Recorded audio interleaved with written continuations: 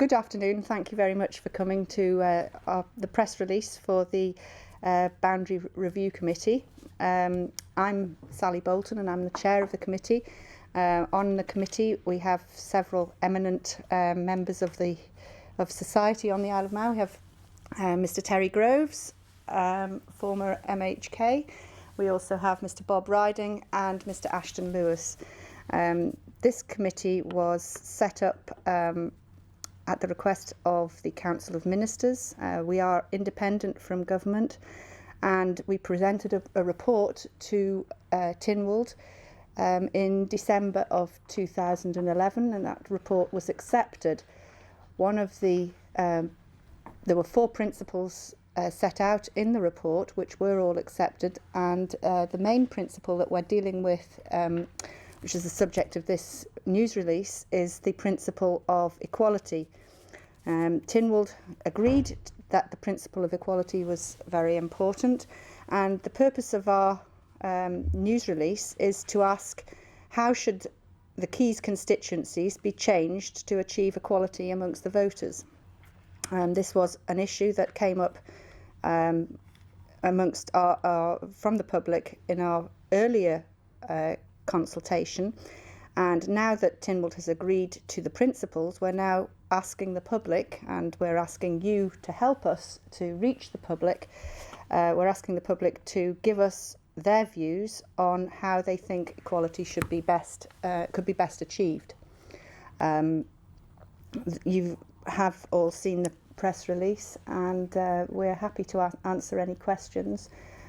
We are engaging in the next few months in quite a wide-ranging consultation. We'll be speaking to the public in public meetings, which I think is set out in the press release. We've also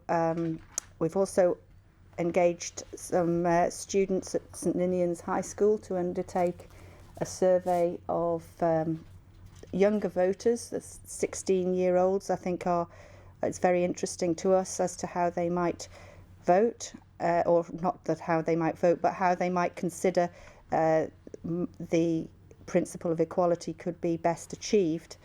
We're also inviting the various organisations that we can think of on the island to either submit views or for their members to submit views to us.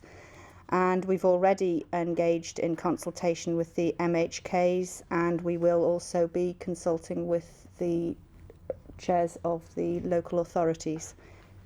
Yes, I think it's fair to say that, if I may add, that when Tynwald accepted our first interim report before Christmas, there were 2 points in there which are now, as it were, set in stone.